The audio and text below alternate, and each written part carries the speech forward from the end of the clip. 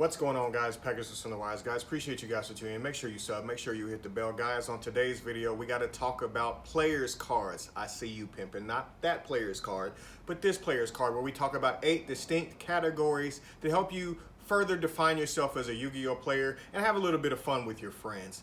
8 distinct categories. Let's talk about it. Let's get into it, shall we? The 8 categories, guys, are luck, card knowledge, deck building, time management, tilt ability, error competency rate, tilt endurance, and versatility.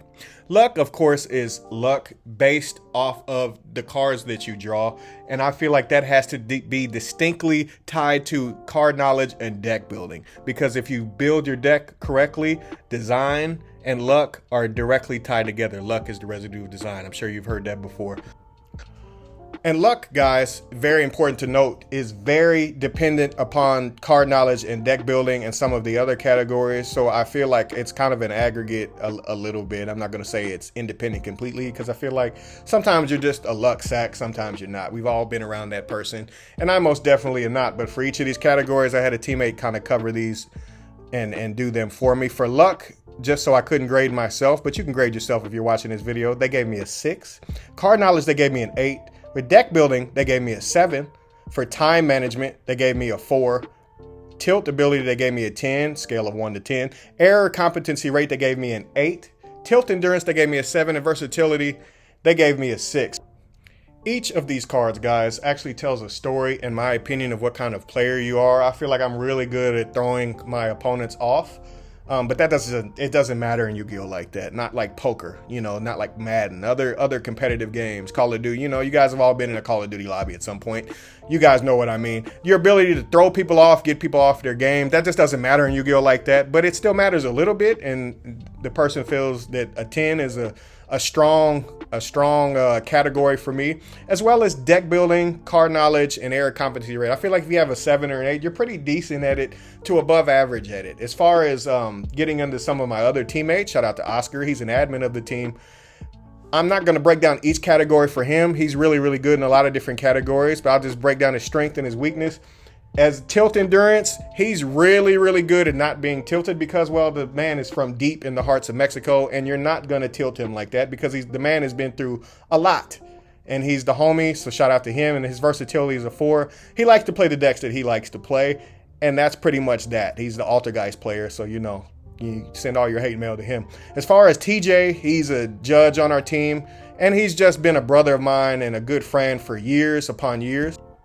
TJ's card knowledge is off the charts. He's a judge. He has to always have cards on demand, have cards in his head to know exactly what's going on. His card knowledge of what the meta is always sliding. So somebody like Richard Simpson, shout out to the head judge, it is Richard Simpson. He's a lot of our father figures in the Yu-Gi-Oh community. His card knowledge would be like a 20 out of 10. But for TJ, his category is really distinctly delved and deep dived into card knowledge, and he is amazing at that. Whereas his luck is off a little bit sometimes, because he just doesn't get to play like that. So he kind of gets disjointed a little bit. Got to be honest with yourselves. As far as Nick Barnes, I personally feel like he's the best player on the team. I really feel like he's really good at not making mistakes and putting pressure on his opponent for them to make the mistake.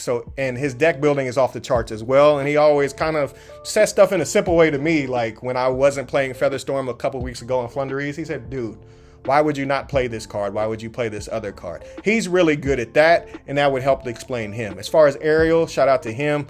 He's also a really, really amazing player. He's also on our team. He's on our A team, and he does really, really well in big tournaments. And where he does well, in my opinion, is that his tilt endurance is at a 10. You cannot throw the kid off. I'm telling you, you cannot throw the kid off, because he's too fun-loving. And because he's so fun-loving and freewheeling, he doesn't make a whole lot of mistakes. And his luck is high because, well, let's just face it, if you're not worried or not concerned about winning or losing like that, you kind of play freely and loosely, and he's just really good at that. So that would help explain his story a little bit. As far as the homie Blake, he's from New York. Shout out to him. I really feel that he's a nut, but he's you can see from this picture, that's the type of person he is. But he's really good in Yu-Gi-Oh! At a lot of different stuff. I wouldn't say he's extraordinary in any category, but I do feel like 9 is way above average in a lot of different categories. And he's way above average in a lot of different categories, whether it be versatility, he's got a 9, area competency rate, he's got a 9, his time management is a 9. So that means he can play a lot of different decks, do really well in time, and not make a whole lot of mistakes. So that just puts pressure on his opponent naturally. Now, obviously, guys, there's going to be a kind of fluctuation where is sometimes with people, they're not going to be harsh on themselves. I feel like you kind of have to be harsh on yourself, or you can just have a friend do that for you, a teammate do that for you, and you completely get where I'm coming from. As far as the last homie, shout out to the Buckingham family. Both of the homies, both gentlemen are super duper amazing. The son is on the right. He's actually on the A team. But as far as these categories, guys, he also is really, really good at a lot of different categories, whether it be tilt ability, his ability to throw his opponent off, his versatility is very high, his tilt endurance is very high, his ability to not make mistakes is very high. Everything is really, really kind of laid out for him. As far as where to find this on Dueling Book, if you ever want to actually make custom cards, some people actually play in these custom card tournaments. Don't even waste your time with that. That sounds insanely toxic. But as far as where to find this, how to do these, this is where you do them at, guys. Let me know down in the comments how you rate yourself. I hope this has been fun for you and helped inform yourself and help yourself become a better player. I hope we've helped you in some kind of way. Make sure you stay tuned for plenty more videos. Appreciate you guys for tuning in, and I'm out. YG baby, Pegasus out. Ciao bella.